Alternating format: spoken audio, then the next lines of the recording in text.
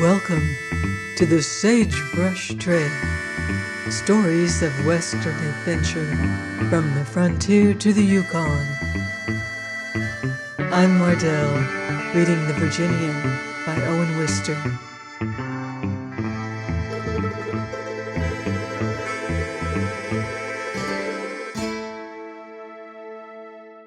Chapter 27. Grandmother Stark.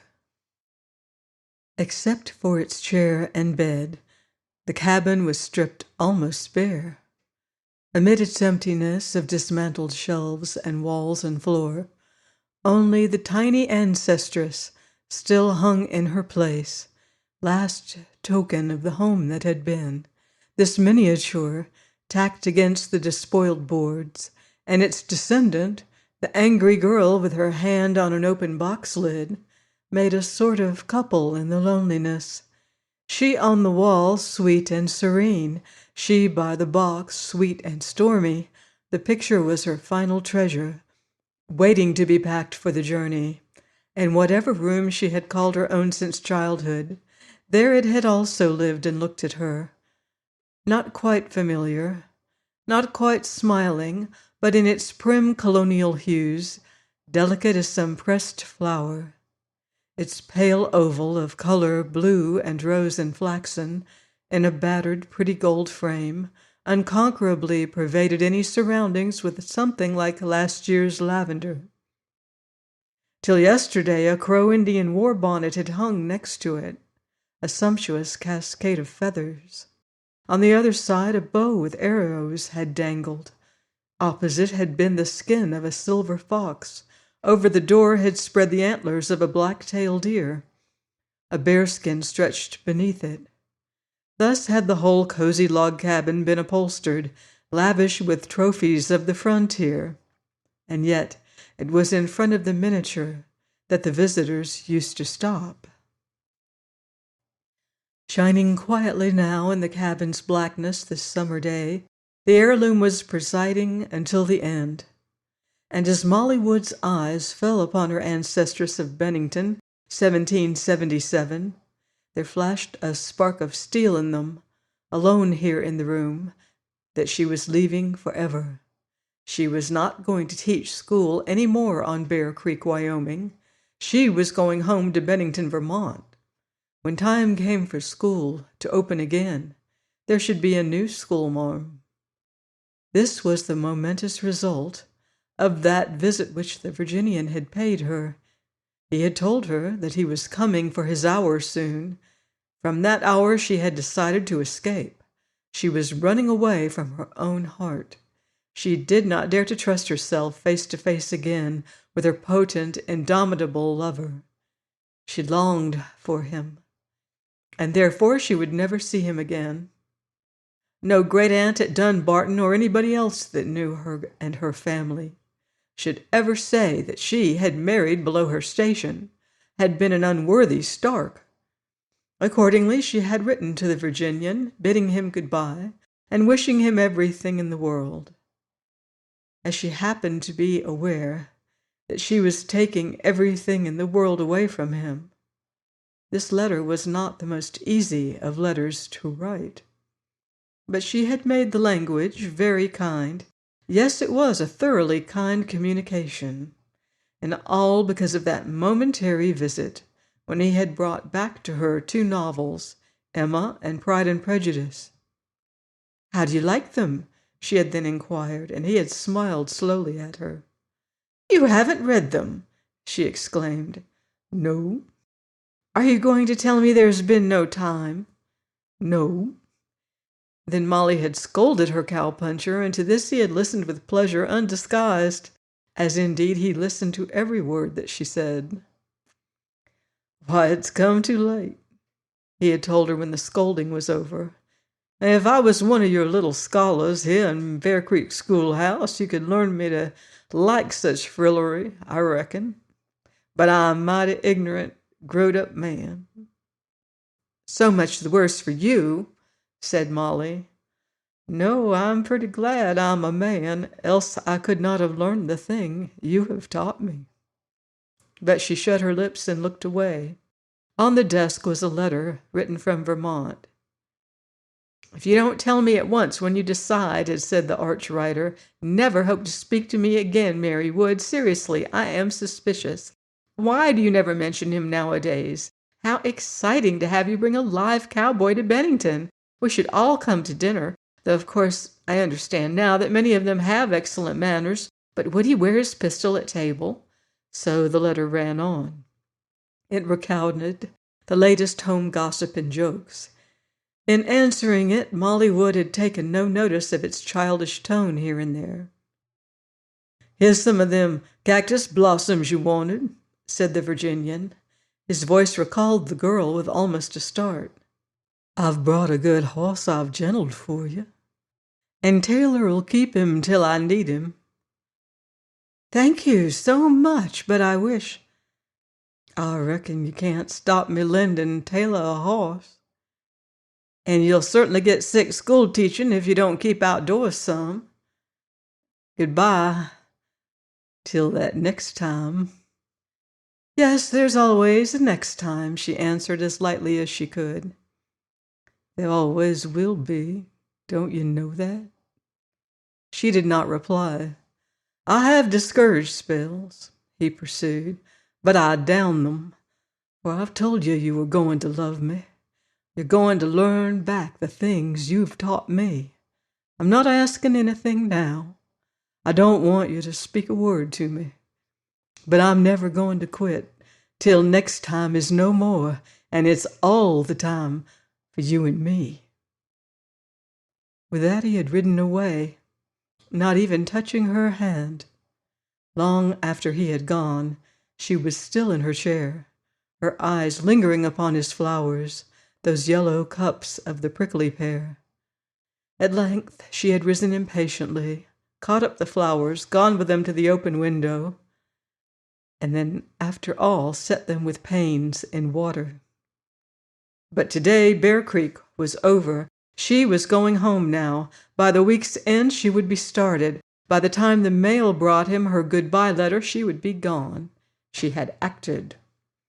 To Bear Creek, the neighborly, the friendly, the not comprehending, this move had come unlooked for and had brought regret. Only one hard word had been spoken to Molly, and that by her next-door neighbor and kindest friend. In Mrs. Taylor's house, the girl had daily come and gone as a daughter, and that lady reached the subject thus. "When I took Taylor," said she, sitting by as Robert Browning and Jane Austen were going into their box, "I married for love." "Do you wish it had been money?" said Molly, stooping to her industries. "You know both of us better than that, child." "I know I've seen people at home who couldn't possibly have had any other reason. They seemed satisfied, too." "Maybe the poor ignorant things were." "And so I have never been sure how I might choose." "Yes, you are sure, dearie. Don't you think I know you?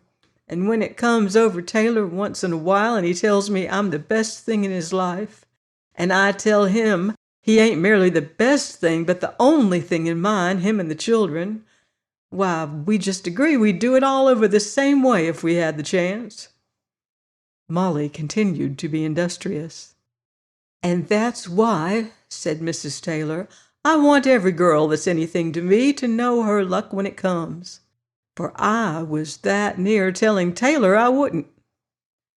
"If ever my luck comes," said Molly with her back to her friend, "I shall say I will at once." "Then you'll say it at Bennington next week." Molly wheeled around. "Why, surely you will. Do you expect he's going to stay here, and you in Bennington?" And the campaigner sat back in her chair. "He? Goodness! Who is he?" Child, you're talking cross today because you're at outs with yourself. You've been at outs ever since you took this idea of leaving the school and us and everything this needless way. You've not treated him right, and why I can't make out to save me. What have you found out all of a sudden? If he was not good enough for you, But oh, it's a prime when you're losing, Molly, when a man like that stays faithful to a girl spite all the chances he gets. Her luck has come." "Oh, my luck. Well, people have different notions of luck." "Notions? He has been very kind." "Kind?" And now, without further simmering, Mrs. Taylor's wrath boiled up and poured copiously over Molly Wood. "Kind? There's a word you shouldn't use, my dear. No doubt you can spell it. But more than its spelling, I guess you don't know. The children can learn what it means from some of the rest of us folks that don't spell so correct, maybe." Mrs. Taylor, I can't wait, dearie. Since the roughness looks bigger to you than the diamond, you had better go back to Vermont. I expect you'll find better grammar there, dearie." The good dame stalked out and across to her own cabin and left the angry girl among her boxes. It was in vain she fell to work upon them. Presently something had to be done over again, and when it was, the box held several chattels less than before the readjustment. She played a sort of desperate dominoes to fit these objects into the space, but here were a paperweight, a portfolio, with 2 wretched volumes that no chink would harbor, and letting them fall all at once, she straightened herself, still stormy with revolt, eyes and cheeks hot from the sting of long-parried truth. There, on her wall still, was the miniature, the little silent ancestress, and upon this face the girl's glance rested. It was as if she appealed to Grandmother Stark for support and comfort across the 100 years which lay between them. So the flaxen girl on the wall, and she among the boxes, stood a moment face to face in seeming communion, and then the descendant turned again to her work. But after a desultory touch here and there, she drew a long breath and walked to the open door. What use was in finishing today when she had nearly a week? This first spurt of toil had swept the cabin bare of all indwelling charm, and its look was chill. Across the lane his horse, the one he had gentled for her, was grazing idly. She walked there and caught him and led him to her gate. Mrs. Taylor saw her go in and soon come out in riding dress, and she watched the girl throw the saddle on with quick ease, the ease he had taught her. Mrs. Taylor also saw the sharp cut she gave the horse, and laughed grimly to herself in her window as horse and rider galloped into the beautiful sunny loneliness. To the punished animal this switching was new, and at its third repetition he turned his head in surprise, but was no more heated than were the bluffs and flowers where he was taking his own undirected choice of way. He carried her over the ground she knew by heart: Corncliff Mesa, Crowheart Butte, Westfall's Crossing, Upper Canyon, open land and woodland, pines and sagebrush, all silent and grave and lustrous in the sunshine. Once and again a ranchman greeted her, and wondered if she had forgotten who he was. Once she passed some cowpunchers with a small herd of steers, and they stared after her too.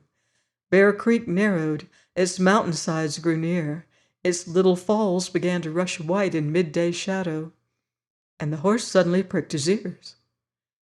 Unguided, he was taking this advantage to go home. Though he had made but little way, a mere beginning yet, on this trail over to Sunk Creek, here was already a Sunk Creek friend whinnying good day to him, so he whinnied back and quickened his pace, and Molly started to life. What was Monty doing here? She saw the black horse she knew also, saddled with reins dragging on the trail, as the rider had dropped them to dismount. A cold spring bubbled out beyond the next rock, and she knew her lover's horse was waiting for him while he drank. She pulled at the reins, but loosed them, for to turn and escape now was ridiculous. And riding boldly round the rock, she came upon him by the spring. One of his arms hung up to its elbow in the pool.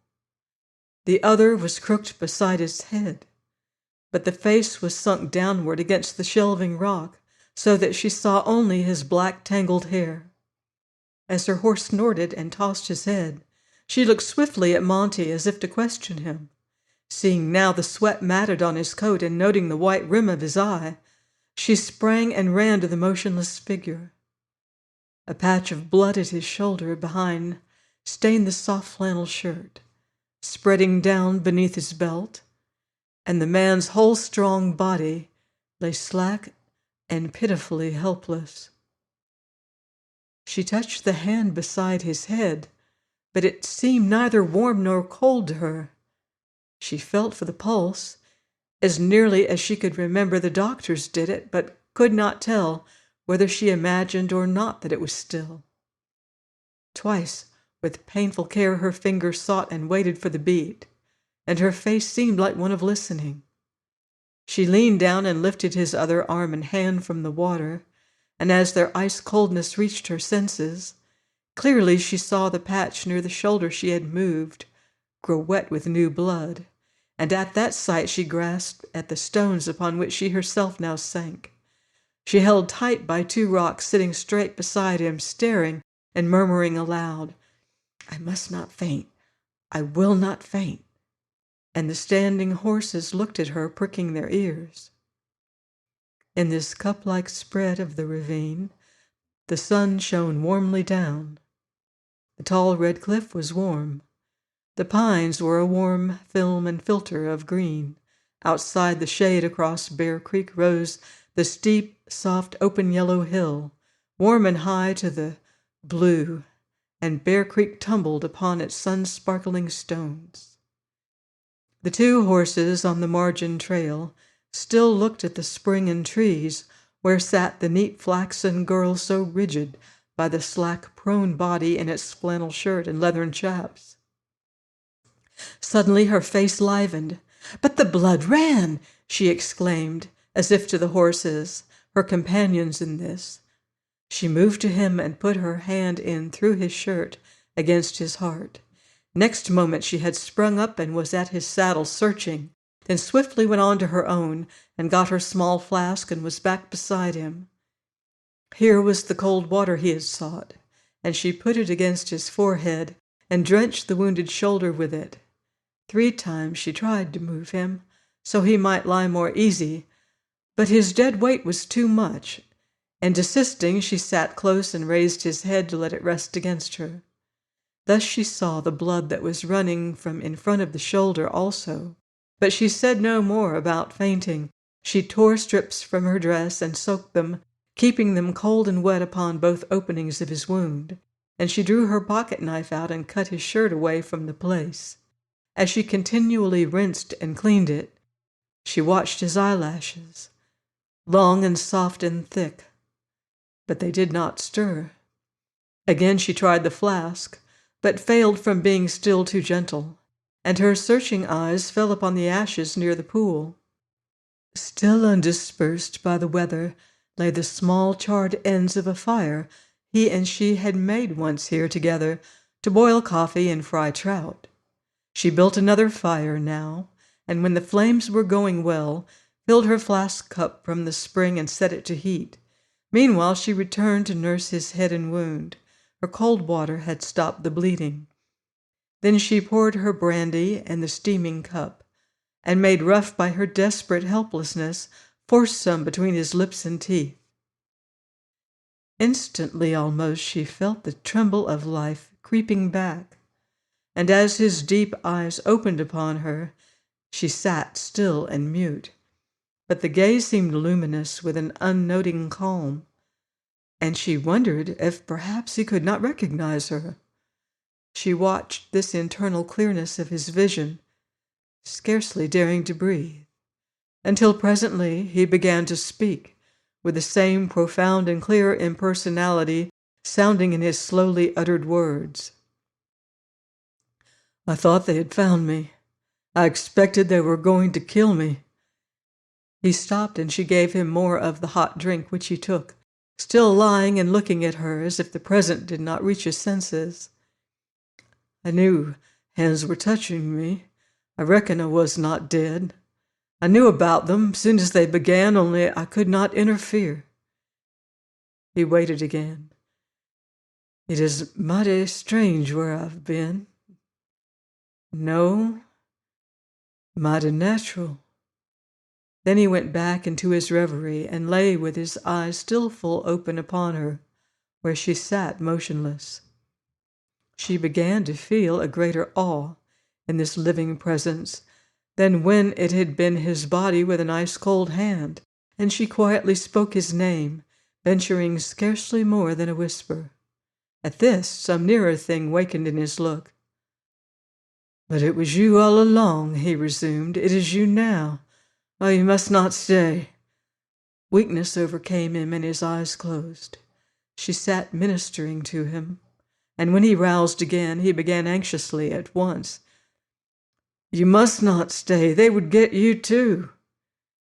She glanced at him with a sort of fierceness, then reached for his pistol, in which was nothing but blackened empty cartridges. She threw these out and drew 6 from his belt, loaded the weapon, and snapped shut its hinge. "Please, take it," he said, more anxious and more himself. "I worth trying to keep. Look at me." "Are you giving up?" she inquired, trying to put scorn in her tone. Then she seated herself. "Where's the sense in both of us?" "You had better save your strength," she interrupted. He tried to sit up. "Lie down," she ordered. He sank obediently and began to smile. When she saw that, she smiled too, and unexpectedly took his hand. "Listen, friend," said she. "Nobody shall get you, and nobody shall get me. Now take some more brandy." "It must be noon," said the cowpuncher when she had drawn her hand away from him. "I remember it was dark when I can remember. I reckon they were scared to follow me in so close to settlers, else they would have been here." "You must rest," she observed. She broke the soft ends of some evergreen, and putting them beneath his head, went to the horses, loosened the cinches, took off the bridles, led them to drink, and picketed them to feed. Further still, to leave nothing undone which she could manage herself, she took the horses' saddles off to refold the blankets when the time should come, and meanwhile brought them for him. But he put them away from him. He was sitting up against a rock, stronger evidently, and asking for cold water. His head was fire hot, and the paleness beneath his swarthy skin had changed to a deepening flush.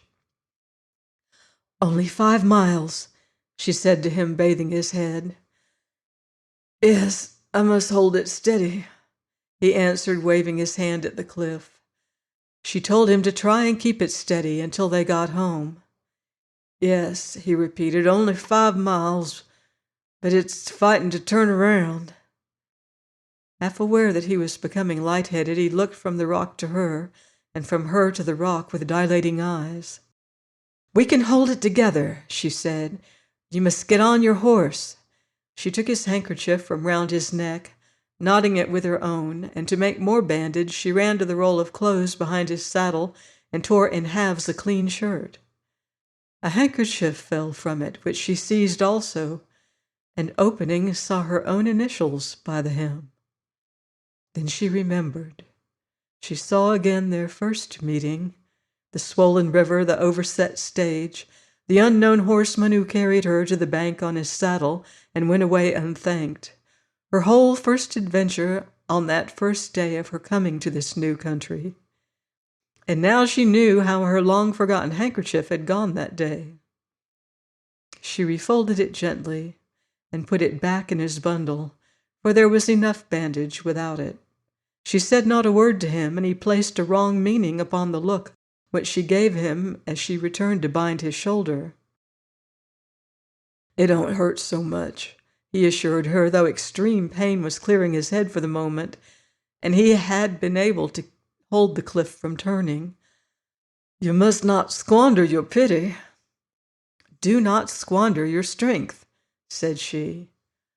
"Oh, I could put up a pretty good fight now."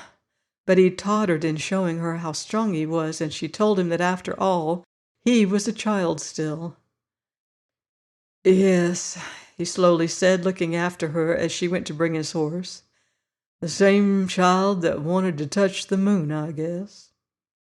and during the slow climb down into the saddle from a rock to which she helped him, he said, "You have got to be the man through all this mess." She saw his teeth clenched and his drooping muscles compelled by will, and as he rode, and she walked to lend him support, leading her horse by a back-stretched left hand, she counted off the distance to him continually, the increasing gain, the lessening road, the landmarks nearing and dropping behind. Here was the tree with the wasp nest gone.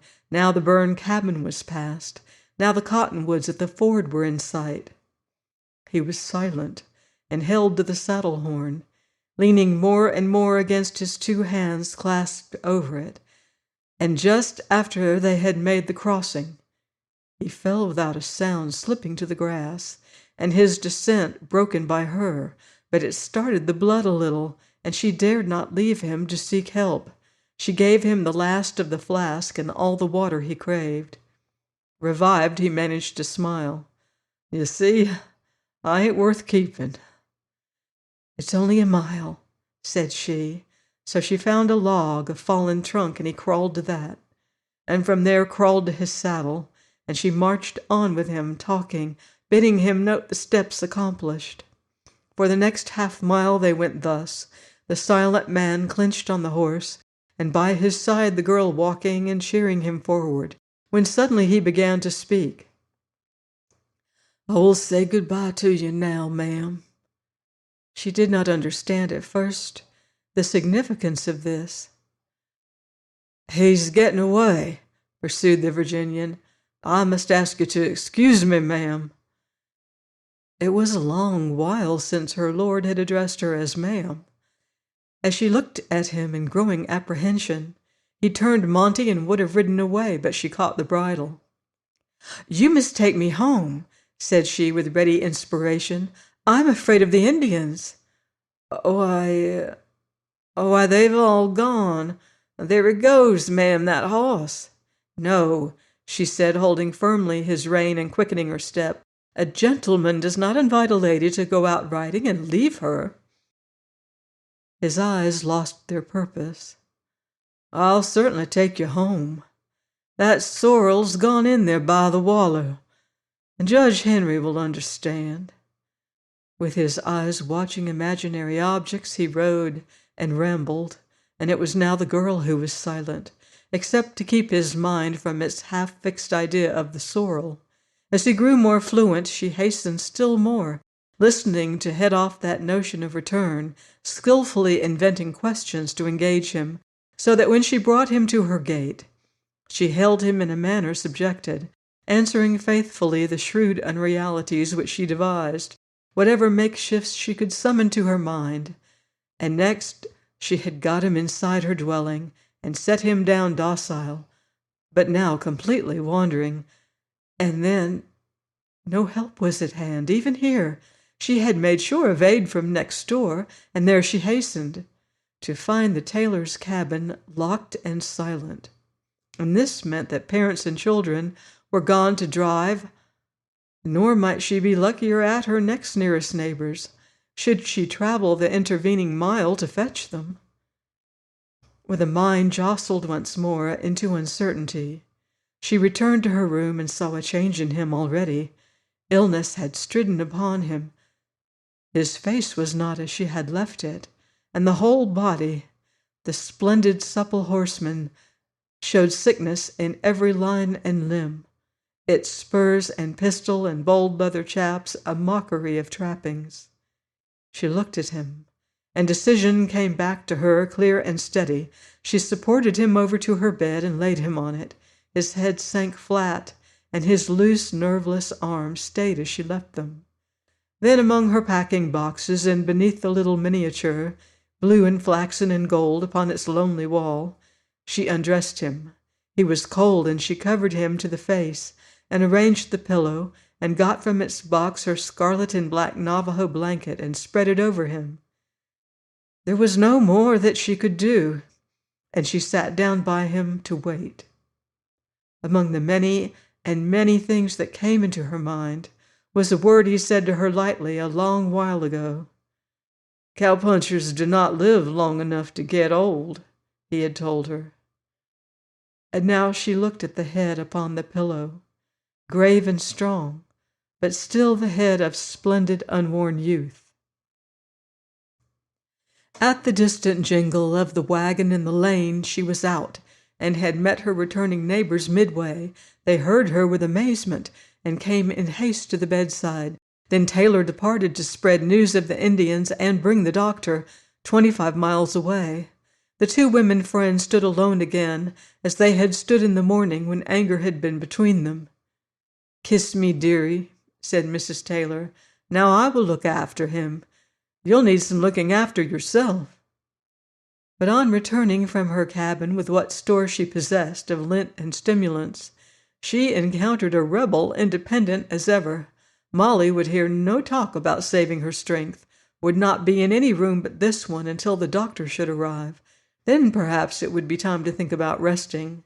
So together the dame and the girl rinsed the man's wound and wrapped him in clean things, and did all the little that they knew, which was in truth the very thing needed. Then they sat watching him toss and mutter. It was no longer upon Indians or the sorrel horse that his talk seemed to run, or anything recent, apparently, always excepting his work. This flowingly merged with whatever scene he was inventing or living again, and he wandered unendingly in that incompatible world we dream in. Through the medley of events and names, often thickly spoken, but rising at times to grotesque coherence, the listeners now and then could piece out the reference from their own knowledge. Monty, for example, continually addressed, and Molly heard her own name, but invariably as Miss Wood. Nothing less respectful came out, and frequently he answered someone as ma'am. At these fragments of revelation Mrs. Taylor abstained from speech, but eyed Molly Wood with caustic reproach. As the night wore on, short lulls of silence intervened, and the watchers were deceived into hope that the fever was abating. And when the Virginian sat quietly up in bed, essayed to move his bandage, and looked steadily at Mrs. Taylor, she rose quickly and went to him with a question as to how he was doing. "Rise on your legs, you polecat," said he, "and tell 'em you're a liar." The good dame gasped, then bade him lie down, and he obeyed her with that strange double understanding of the delirious. For even while submitting, he muttered, "Liar, polecat," and then Trampas. At that name, light flashed on Mrs. Taylor, and she turned to Molly, and there was the girl struggling with a fit of mirth at his speech. But the laughter was fast becoming a painful seizure.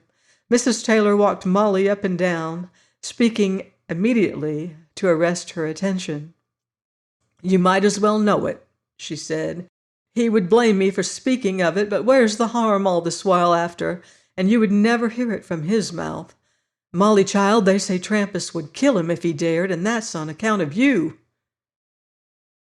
"I never saw Trampas," said Molly, fixing her eyes upon the speaker. "No, dearie, but before a lot of men. Taylor's told me about it. Trampas spoke disrespectfully of you, and before them all he made Trampas say he was a liar. That is what he did when you were almost a stranger among us, and he had not started seeing so much of you. I expect Trampas is the only enemy he ever had in this country, but he would never let you know about that." "No," whispered Molly, "I did not know."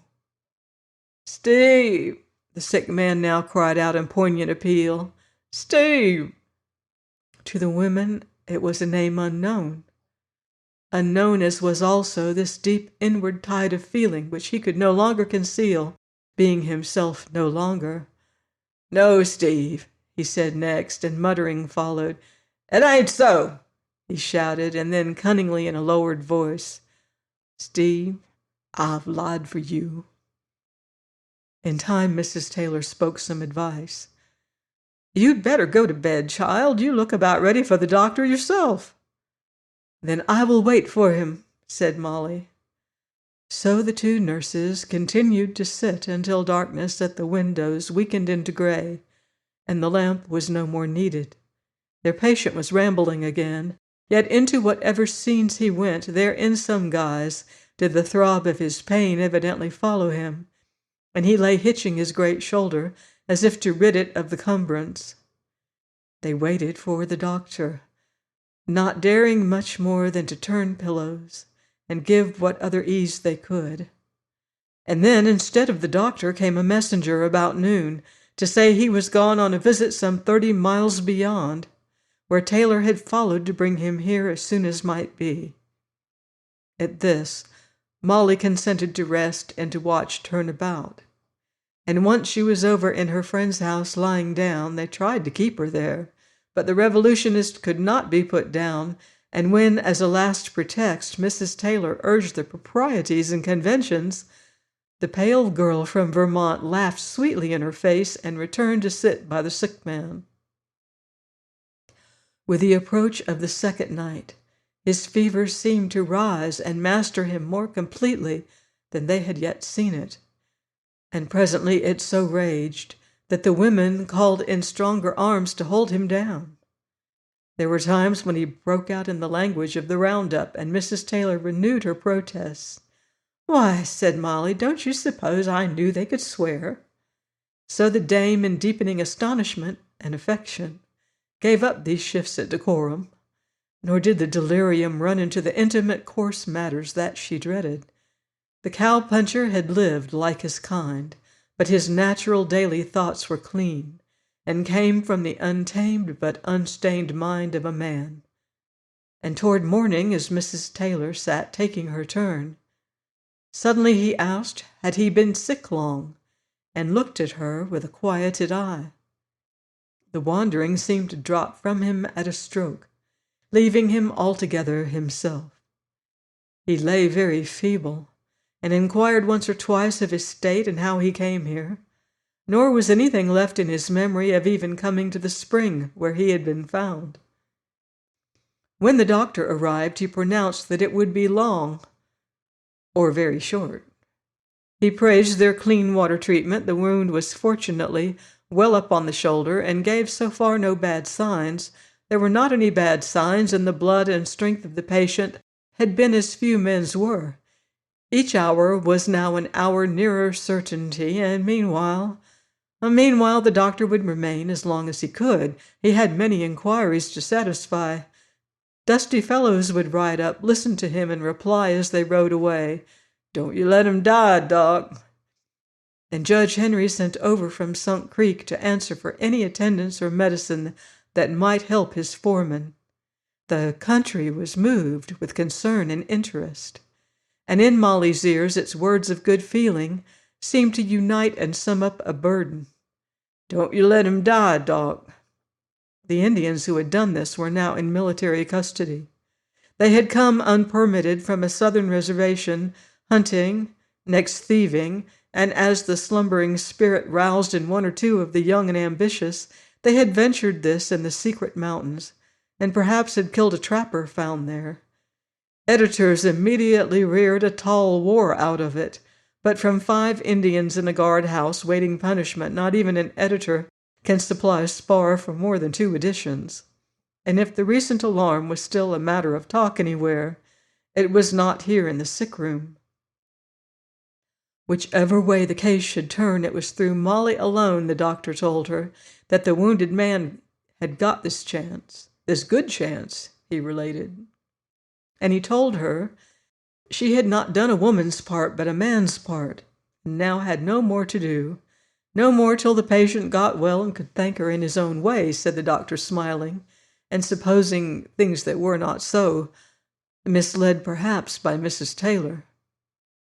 "I'm afraid I'll be gone by the time he is well," said Molly coldly, and the discreet physician said, and that she would find Bennington quite a change from Bear Creek. But Mrs. Taylor spoke otherwise, and at that the girl said, "I shall stay as long as I am needed. I will nurse him. I want to nurse him. I will do everything for him that I can," she exclaimed with force. "And that "Won't be anything, dearie," said Mrs. Taylor harshly. "A year of nursing don't equal a day of sweetheart." The girl took a walk. She was of no more service in the room at present, but she turned without going far, and Mrs. Taylor spied her come to lean over the pasture fence and watch the two horses, the one the Virginian had gentled for her, and his own Monty. During this suspense came a new call for the doctor, neighbors profiting by his visit to Bear Creek, and in his going away to them, even under promise of quick return. Mrs. Taylor suspected a favorable sign. He kept his word as punctually as had been possible, arriving after some 6 hours with a confident face, and spending now upon the patient a care not needed, save to reassure the bystanders. He spoke his opinion that all was even better than he could have hoped it would be so soon. Here was now the beginning of the 5th day. The wound's look was wholesome. No further delirium had come, and the fever had abated a degree while he was absent. He believed the serious danger line lay behind, and short of the unforeseen, the man's deep, untainted strength would reassert its control. He had much blood to make and must be cared for during weeks. 3, 4, 5, there was no saying how long yet.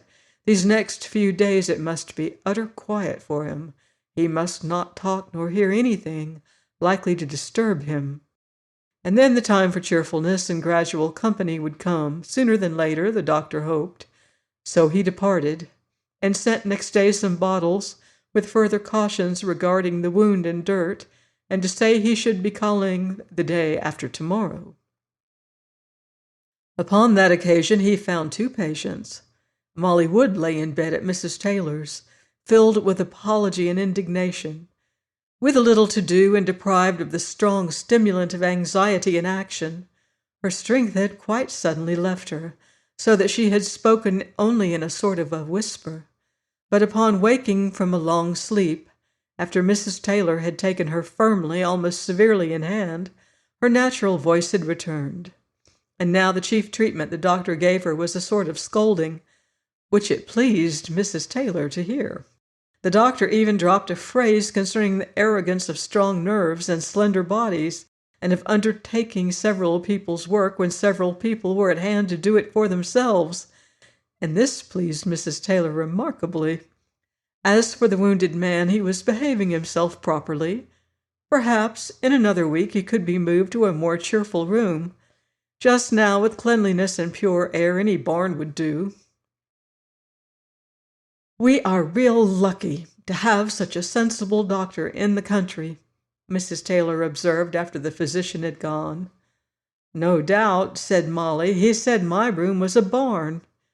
"That's what you've made it, dearie, but sick men don't notice much." Nevertheless, one may believe, without going widely astray, that illness, so far from veiling, more often quickens the perceptions, at any rate those of the naturally keen. On a latter day, the interval was brief, while Molly was on her second drive to take the air with Mrs. Taylor, that lady informed her that the sick man had noticed. "And I could not tell him things liable to disturb him," said she, "and so I expect I just didn't exactly tell him the facts. I said, yes, you were packing up for a little visit to your folks. They'd not seen you for quite a while, I said. And he looked at those boxes kind of silent-like." "There's no need to move him," said Molly. "It is simpler to move them, the boxes. I could take out some of my things, you know, just while he has to be kept there. I mean, you see, if the doctor says the room should be cheerful." "Yes, dearie?" "I will ask the doctor next time," said Molly, "if he believes I am competent to spread a rug on the floor."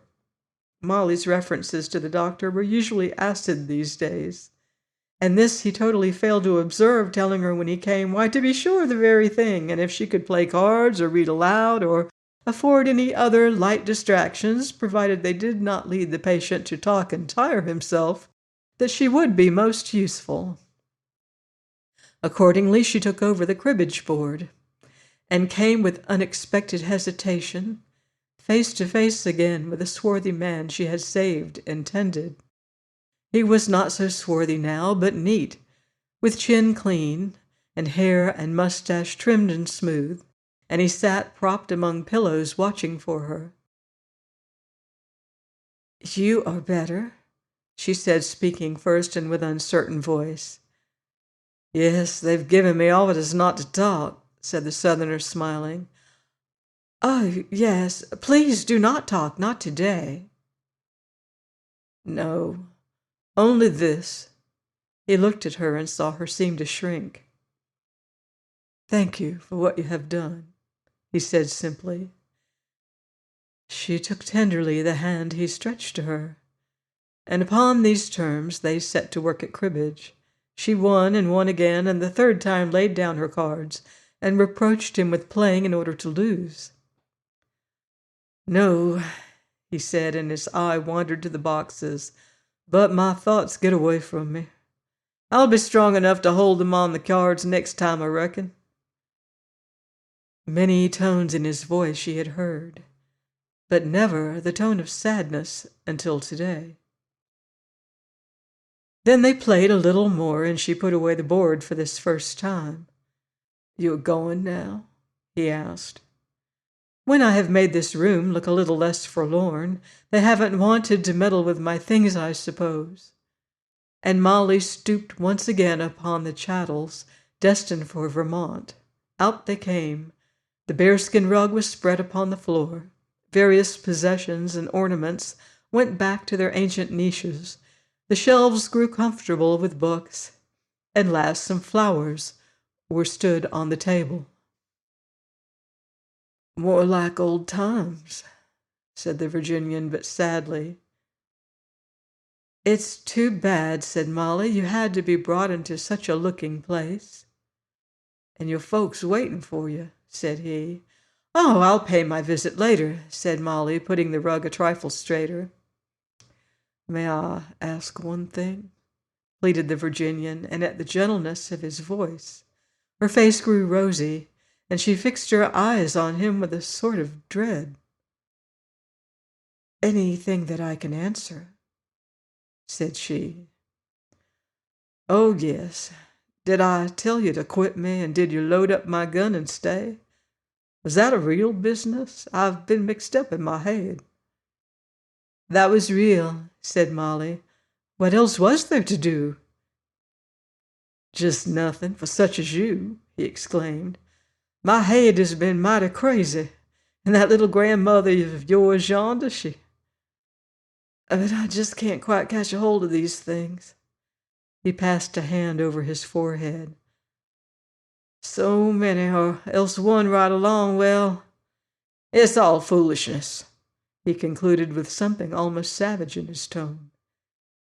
And after she had gone from the cabin, he lay very still, looking at the miniature on the wall.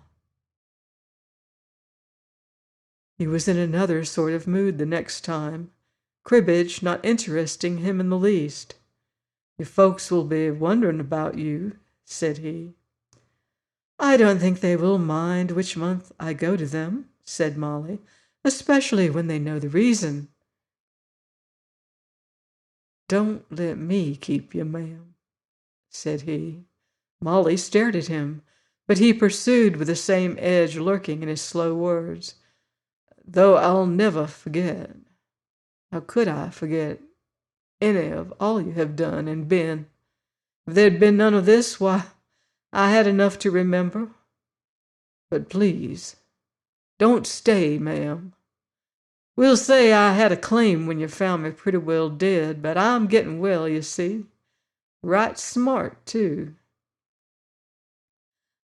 "I can't understand, indeed I can't," said Molly. "Why you're talking so."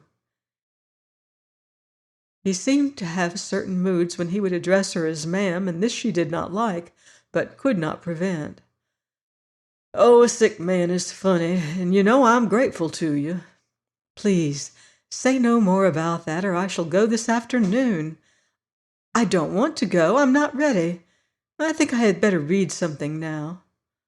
"Why, yes, that's certainly a good notion. Why, this is the best show you'll ever get to give me education. Won't you please try that in my book now, ma'am? Listening to you will be different." This was said with softness and humility. Uncertain as his gravity often left her precisely what he meant by what he said, Molly proceeded with Emma, slackly at first, but soon with the enthusiasm that Miss Austen invariably gave her. She held the volume and read away at it, commenting briefly, and then finishing a chapter of the sprightly classic, found her pupil slumbering peacefully. There was no uncertainty about that. "You couldn't be doing a healthier thing for him, dearie," said Mrs. Taylor. "If it gets to make him wakeful, try something harder." This was the lady's scarcely sympathetic view. But it turned out not to be obscurity in which Miss Austen sinned.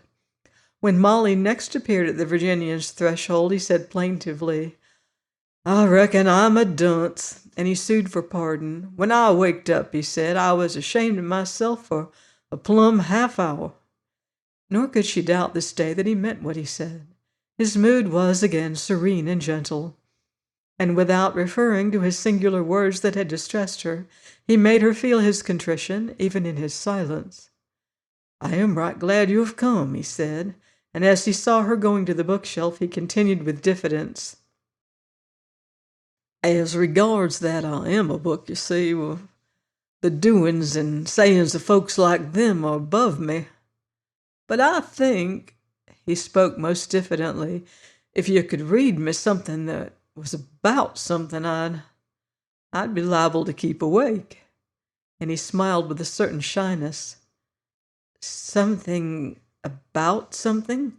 queried Molly at a loss. "Why, yes, Shakespeare. Henry IV. The British king is fighting, and there's his son, the prince. He certainly must have been a jim-dandy boy, if that's all true, only he would go around town with a mighty trifling gang. They sported and they held up citizens, and his father hated his traveling with trash like them. It was right natural, the boy and the old man, but the boy showed himself a man, too. He killed a big fighter on the other side who was another jim-dandy, and he was sorry for having it to do." The Virginian warmed to his recital. "I understand most all of that. And there was a fat man kept everybody laughing. He was awful natural, too, except you don't commonly meet 'em so fat. But the prince, now, that play is bedrock, ma'am. Have you got something like that?" "Yes, I think so," she replied. "I believe I see what you would appreciate."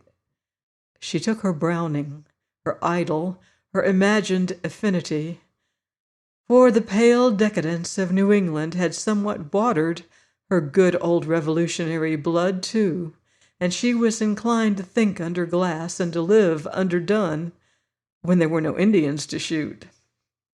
She would have joyed to venture a Paracelsus on him, and some lengthy rhymed discourses, as she fondly turned leaves and leaves of her pet doggerel Analytics.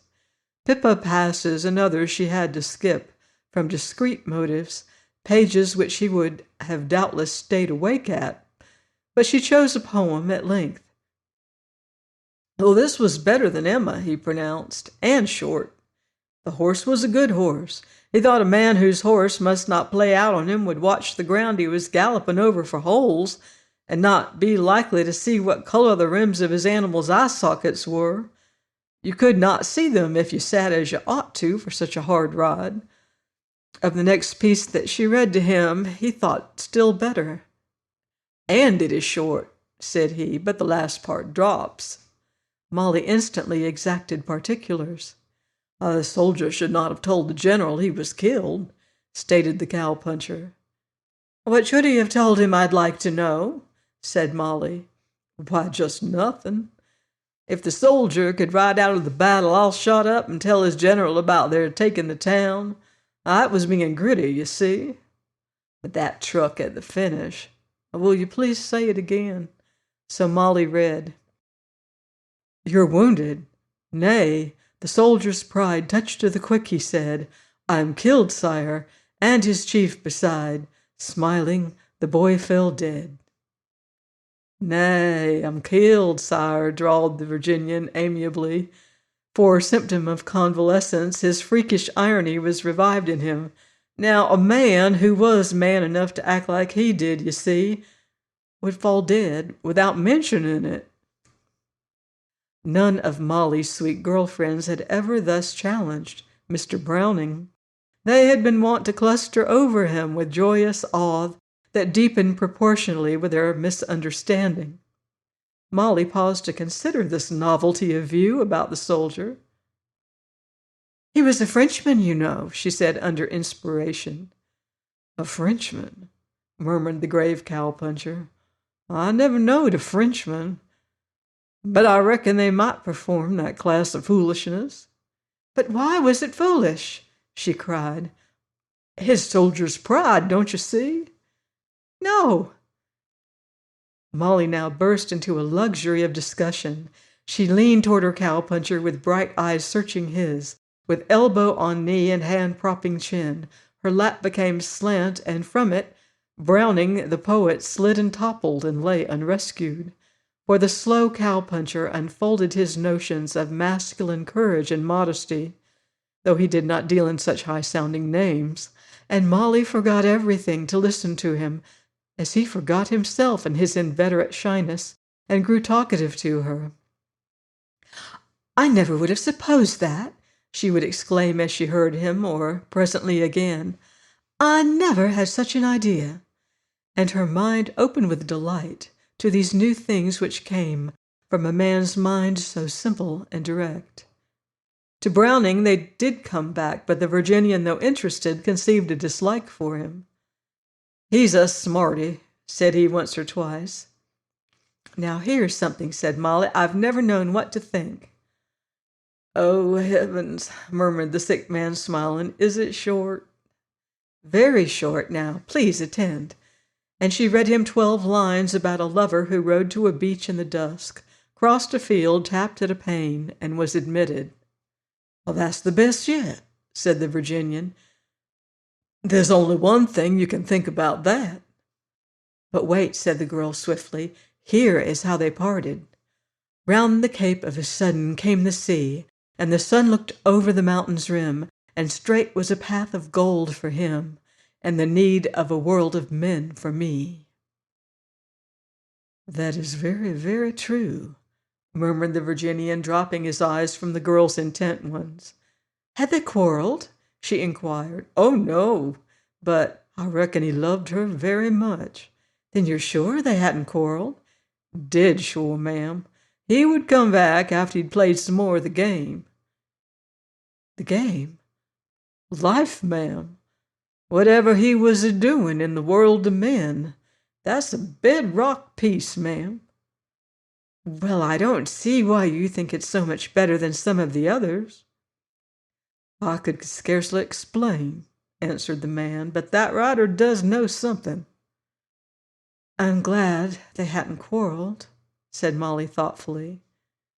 And she began to like having her opinions refuted. His bandages, becoming a little irksome, had to be shifted. And this turned their discourse from literature to Wyoming, and Molly inquired had he ever been shot before. "Only once," he told her. "I've been lucky in having few fusses," said he. "I hate them. If a man has to be killed—" "You never," broke in Molly. She had started back a little. "Well," she added hastily, "don't tell me if—" "I shouldn't wonder if I got one of those Indians," he said quietly, "but I wasn't waiting to see. But I came mighty near doing for a white man that day. He'd been hurting a horse." "Hurting?" said Molly. "Injuring. I will not tell you about that. It would hurt you to hear such things. But horses, now don't they depend on us? Ain't they something like children? I did not lay up the man very bad. He was able to travel most right away. Why, you'd have wanted to kill him yourself."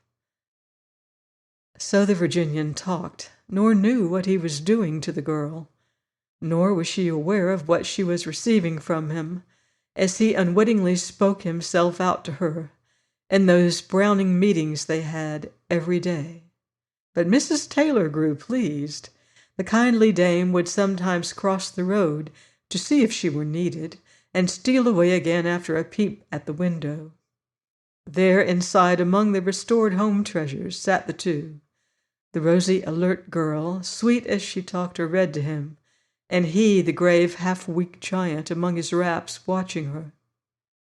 Of her delayed home visit he never again spoke, either to her or to Mrs. Taylor, and Molly veered aside from any trend of talk she foresaw was leading toward that subject.